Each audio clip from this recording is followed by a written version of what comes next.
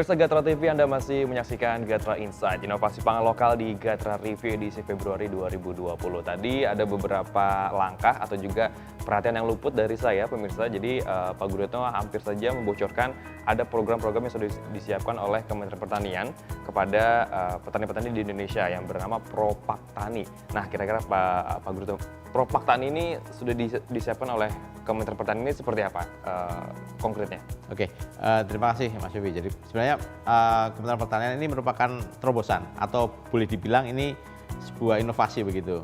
Jadi Propaktani sendiri itu kepanjangannya adalah Program Pengembangan Kawasan Tanaman Pangan Korporasi. Ya, jadi Propaktani itu muncul karena dilatar belakangi oleh pembelajaran pada program-program sebelumnya gitu loh. Jadi pertanian itu kan ada semacam trial and error-nya gitu. Jadi ada program tapi ternyata nggak berhasil, ada program lagi nggak berhasil, dicoba lagi dan sebagainya. Nah, ini program ini mungkin menghimpun dan belajar dari ketidakberhasilan sebelumnya dan pendekatannya mungkin lebih komprehensif. Ini kuncinya itu. Jadi ini mengatasi banyak kelemahan-kelemahan yang dihadapi oleh pertanian di Indonesia. Kelemahan pertama yaitu lahan. Lahan mulai terbatas dan sempit gitu loh. Ya, lahan dan sebagainya, dan itu dari lahan yang banyak itu gimana kalau itu disatukan ya dengan semacam klasterasi dengan karakter tanaman yang sama itu. Kemudian yang kedua soal sumber dayanya, petaninya. Nah, petani kan bermacam-macam. Nah, petani yang bermacam itu levelnya nggak sama antara petani satu yang lain dari segi aspek cara bertaninya, kemudian serapan pengetahuan dan sebagainya. Nah, mereka itu disatukan dalam sebuah korporasi. Entah itu bentuknya sebelumnya kelompok tani atau kooperasi atau dan sebagainya, mereka diajak istilahnya itu kalau dalam manajemen itu ya kumpul bareng, kemudian dia bikin manajemen yang lebih terstruktur dan sebagainya. Nah, dari situ masukan-masukan akan ada. Di situ semacam teknologi pertanian yang terbaru, kemudian tentang apa sih yang harus ditanam, kemudian obatnya apa, pupuknya apa, nanti kalau ada wabah dirundingkan bersama dan sebagainya, sampai aspek panen, pasca panennya juga. Misalnya pengolahan, ini tanaman-tanaman ini menarik untuk diproduksi menjadi bahan pangan tertentu atau diolah dan sebagainya oleh ibu-ibu PKK dan sebagainya. Nah, rantai ini yang coba dibangun gitu loh. Nah, situ mungkin kuncinya itu bahwa manajemen modern masuk di situ gitu loh. Tadi saya mungkin agak luput, mungkin di situ juga mungkin masuk alat pertanian modern juga. Jadi ini akan diwasi oleh pemerintah. Kalau ini berhasil, ini akan dari luas lahannya akan dikembangkan makin besar, dan itu mungkin akan bisa diadopsi di daerah lain.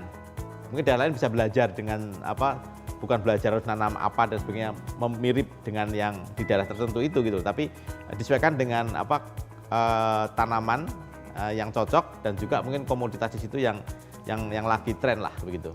Semacam itu. Benar-benar tidak membuang waktu dan juga lahan sama sekali Pak Guritno ya. Oke, tapi di antara Propaktani tadi apakah harus ada kepalanya, atau mungkin ada manajerial yang bisa dicontoh atau diterapkan di Propaktani itu sendiri? Ya, ini menarik pertanyaannya. Jadi memang di sini ini masuknya sarjana-sarjana pertanian ya, yang dia memiliki pengetahuan manajerial ya.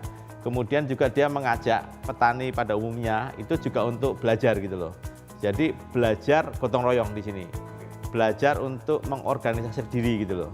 Nah, ini kekuatan pertanian ini di banyak negara juga pada prinsip belajar bersama ini, gotong royong. Kemudian kemandirian itu dibangun dari situ gitu loh. Nah, dari situ mungkin realnya itu misalnya begini. Kita akan nanam apa? Apa yang lagi tren? Jangan tanam ini atau itu dan sebagainya, dan arahan-arahan ini tentunya tidak hanya sekedar omongan belaka berdasarkan tradisi mereka, tapi juga di situ akan masuk pendekatan yang lebih ilmiah, karena kan ini para sarjana dan sarjana itu dengan latar belakangan kampus perguruan tinggi, memang dia tidak ahli dalam bertanam, pengalamannya minim, tapi dia memiliki teori yang kuat. Nah, ini dipertemukan dengan pengalaman pertanian yang bertahun-tahun udah merasuk di diri para petani gitu loh. Sudah di lahan. Ya, jadi pertemuan ini akan lebih menarik gitu loh. Dan kemudian pemerintah sendiri itu terus terang ya, dari segi permodalan dan aspek-aspek lainnya, manajerial tadi semacam pengolahannya dan sebagainya, alat-alat mesinnya dan sebagainya, itu akan masuk, dan sehingga tidak sia-sia proses dari awal pertanian sampai pasca pertaniannya sampai pemasarannya.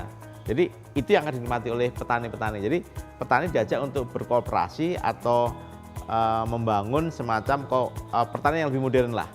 Itu mungkin pendekatan ini mungkin sebelumnya tidak pernah dilakukan ya. Dan ini apel belajarnya kalau nggak salah ada awal itu ada 7, 9, nanti mungkin 15 dan sebagainya, dan itu akan tidak hanya selain bertambah banyak, tapi luas lahannya juga akan makin lebar, kemudian jenis tanaman yang ditanam juga akan lebih banyak gitu. Kurang lebih itu. Progresnya berjalan step by step lah ya, Pak Gurita ya. Gitu ya. Oke, semakin menarik pemirsa Gatra TV berbincang dengan Pak Gurita, tapi Gatra Insight harus rehat sejenak.